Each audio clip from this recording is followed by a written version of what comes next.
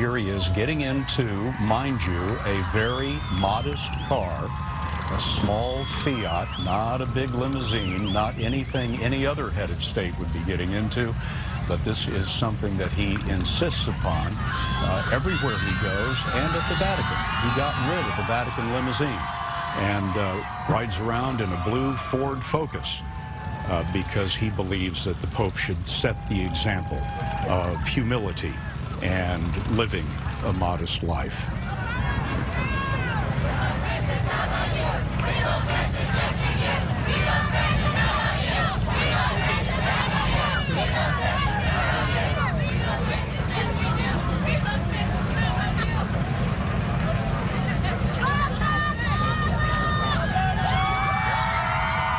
Pope speaks a number of languages, but English is not his strongest.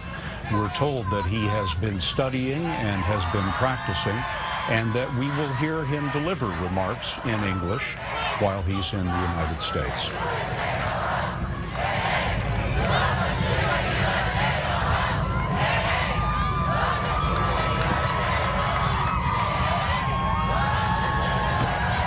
Pope has now received about as warm a welcome as any head of state has ever received coming into the United States.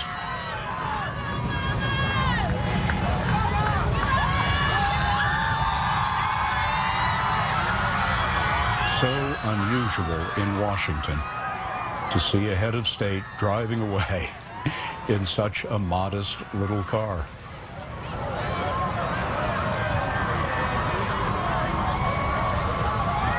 The ring of the fisherman on the Pope's outstretched hand, the symbol of the papacy.